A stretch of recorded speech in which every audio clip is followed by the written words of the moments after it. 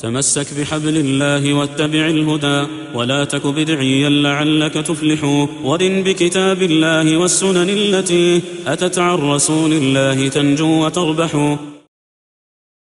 الحمد لله والصلاة والسلام على رسول الله وعلى آله وصحبه ومن اتبعه بإحسان إلى يوم الدين. أما بعد، فأحببنا أن نتذاكر شيئا ما في هذه الدقائق المعدودة أشياء إن شاء الله، وهو شروط لا إله إلا الله. Ces quelques minutes, on va les utiliser pour nous rappeler les conditions de la ilaha illallah. لأنه كما لا يخفى عليكم أن الصلاة مثلا لها شروط لقبولها عند الله سبحانه وتعالى. مثلا من شروط الصلاة الطهارة والاستقبال إلى القبلة وستر العورة وغير ذلك. فكذلك كلمة لا إله إلا الله لها شروط لقبولها عند الله سبحانه وتعالى.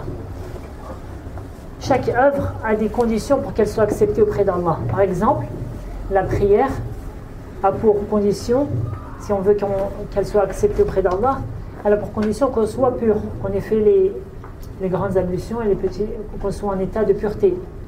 Et sachez que la parole La ilaha illallah, elle aussi a des conditions. C'est pour ça que lorsqu'on a été interrogé, comme le rapporte l'imam al-Bukhari fi al-Tarikh, Wahb ibn Munabbih, rahimahullah ta'ala, un des grands tabi'i, lorsqu'il a été interrogé, on lui a demandé, n'est-ce pas que La ilaha illallah est la clé du paradis? Il a dit oui, mais toute clé a des dents. Si tu viens avec la clé qui a les bonnes dents, elle t'ouvre la porte.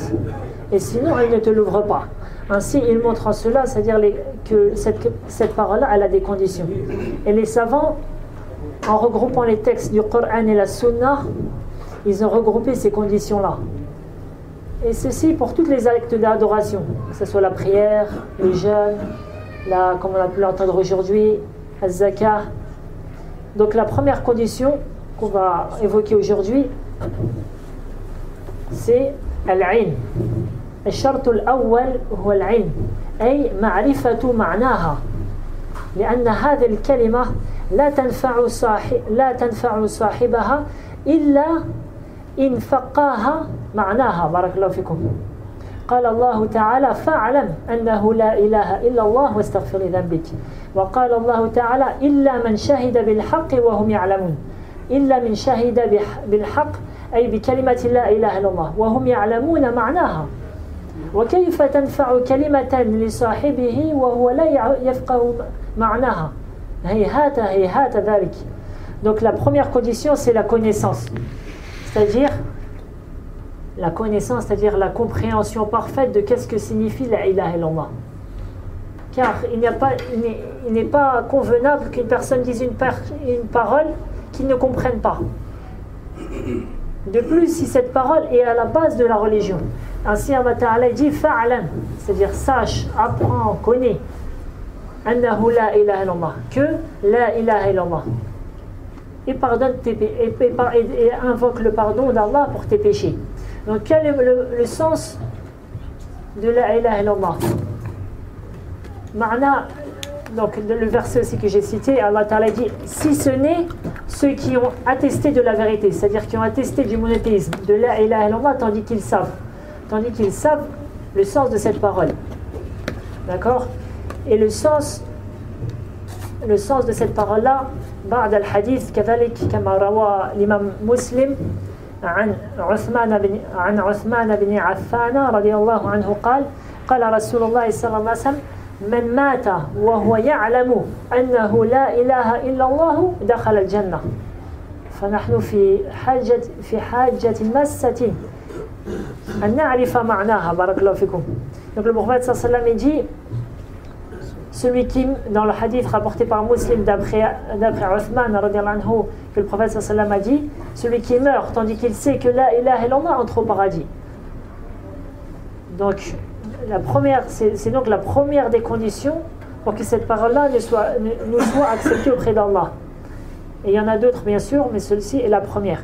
فمعنى لا إله إلا الله لا معبود بحق إلا الله أو قل لا معبود حق إلا الله. والدليل قوله تعالى ذلك بأن الله هو الحق وأن ما يدعون من دونه هو الباطل. وقال الله تعالى ألف لام را كتاب أحكمت آياته ثم فصلت من لدن حكيم خبير ألا تعبدوا إلا الله. Donc, quel est le sens de la ilaha illallah? C'est la ma'bouda bi haqqin illallah. Personne ne mérite d'être adoré si ce n'est Allah.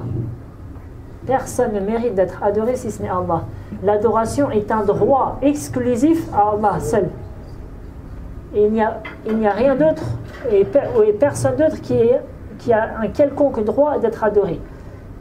Et c'est pour ça que dans cette parole-là, il y a en réalité une négation et une affirmation. في هذه الكلمة بارك الله فيكم تتضمن نفي وإثبات. لا إله فهذا نفي وإلا الله فهذا إثبات. فنحن ننفي استحقاق العبادة لغير الله. لا أحد يستحق العبادة ثم نثبت أن هذا حق لله سبحانه وتعالى. قال الله تعالى واعبدوا الله ولا تشركوا به شيئا والشيء نكرة في سياق النهي فيدل على العموم. فلا يجوز أن نعبد شيئا لا ملائكة ملائكة مقرب ولا نبي مرسل ولا ولي من الأولياء ولا الأحجار ولا الأشجار ولا الأصنام ولا الشمس ولا القمر ولا شيء إلا الله سبحانه وتعالى. Donc l'explication c'est personne ne mérite d'être adoré sauf Allah. Et dans cette parole-là, il y a une négation et une affirmation. Les deux premiers mots, la ilaha, c'est une négation, illallah, c'est une affirmation. Donc, on nie en premier lieu le fait qu'un quelconque ait le droit d'être adoré. Et ensuite, on affirme que l'adoration est un droit seul à Allah subhanahu wa ta'ala. C'est-à-dire, nul ne mérite d'être adoré. Ni un ange, ni un prophète, ni un homme pieux, ni une tombe. Parmi les tombes, ils disent un tombe de quelqu'un qui était bien un savant ou d'un homme pieux. Ni les arbres, ni les anges, ni les pierres, ni le soleil, ni la lune, ni le pouvoir, ni rien de tout cela. Rien de cela ne mérite d'être adoré. Qui mérite cela? Allah seul. Allah seul. Et donc voilà, معنى لا إله إلا الله. قال الله تعالى فمن يكفر بالطاغوت ويؤمن بالله فقد استمسك بالعروة الوثقى لا انفصام لها والله سميع عليم. Allah Ta'ala lui-même, il a expliqué ce verset ou cette parole dans de nombreux versets. Parmi elles, excusez-moi, le verset où Allah Ta'ala dit فمن يكفر بالطاغوت فهذا لا إله ويؤمن بالله فهذا إلا الله فقد استمسك بالعروة الوثقى. Allah Ta'ala dit celui qui a mécru au tarout, c'est-à-dire tu as mécru en tout ce qui a été adoré en dehors d'Allah. Donc il y a une négation. ويؤمن بالله, et qui a cru en Allah seul, فقد استمسك بالعروة الوثقى, il a certes saisi lance la plus solide, et cette lance-là, les savants disent c'est la parole la ilaha illallah. De plus Allah Ta'ala dit فقد استمسك ما قال فقد أخذ لأن الآخذ قد تأخذ شيئا يعني هكذا بطرف الأصابع. أما الاستمساك كأنك أخذته بقوة شديدة. Allah Ta'ala dit il a certes saisi l'anse la plus solide. Il n'a pas dit il a certes pris, car tu peux prendre une chose debout, c'est-à-dire avec le bout de tes doigts, tandis que faqad istamsaka, tu l'as saisi fortement. Donc c'est comme ça. Le musulman, il doit savoir que seul Allah mérite d'être adoré et se désavouer de tout ce qu'on adore en dehors d'Allah Ta'ala. Et c'est pas comme certains pensent que l'islam c'est oui, nous on adore Allah et chacun il adore ce qu'il veut et voilà, et tous on ira au paradis. Là, كيف ذاك؟ قال الله تعالى إن الدين عند الله الإسلام. Allah Ta'ala dit, certes la religion près d'Allah est l'islam. قال النحاة إذا كان المبتدأ معرفة والخبر معرفة فهذا يدل على الاختصاص. مثلا زيد الناجح بمعنى هو الناجح وحده والباقون راسبون. Les savants dans la langue arabe disent que lorsque le mubtada il est, c'est-à-dire ma'rifa, c'est-à-dire il est j'ai pas appris ça en français. Comment vous traduisez en français? La ma'rifa. Le ma'rifa, c'est qui est connu. Il est connu et le khabar aussi, ceci montre l'irtisas, c'est-à-dire l'exclusivité de la chose. Donc Allah Ta'ala, il n'a pas dit seulement ad-dinu al-islam. Non, Allah Ta'ala en plus il a rajouté inna. Wa hadha min huruf at-ta'kid. Inna, ça fait partie des lettres, c'est-à-dire qui accentue ça veut dire, ou qui accentue la parole, ou c'est-à-dire qui appuie la parole et qui la fortifie, et qui il la fortifie. Il n'y a pas de doute en cela. Donc Allah Ta'ala dit, certes la religion auprès d'Allah est l'islam, et ceci est une exclusivité, c'est-à-dire certes la religion d'Allah est l'islam, rien d'autre, car l'islam est la seule religion qui appelle à adorer Allah seul. Tandis comme vous le voyez, par exemple les hindous ils adorent quoi? La vache. Et d'autres ils adorent Bouddha, c'est-à-dire d'autres ils adorent Bouddha, et d'autres ils adorent rien du tout, ils disent la ilaha, c'est-à-dire c'est des athées, ils ne croient en rien. وقالت اليهود عزير ابن الله وقالت النصارى المسيح ابن الله. Et les juifs ont dit Uzair est le fils d'Allah, et les chrétiens ont dit Jésus est le fils d'Allah. Donc ils n'ont pas, aucun d'entre ceux que j'ai cités ou tous les autres, aucun d'entre eux n'a voué la religion exclusive à Allah seul. Et donc leur religion, il y a batil, c'est des religions qui sont fausses. Et la religion qui amène vers la satisfaction d'Allah et son paradis, c'est quoi? C'est l'islam. Inna dina inda Allah l'islam. قال الله تعالى ومن يبتغي غير الإسلام دينا فلن يقبل منه وهو في الآخرة من الخاسرين. Le sens du verset est quiconque désire une religion autre que l'islam, cela ne sera point agréé de lui, et il sera dans l'au-delà parmi les perdants.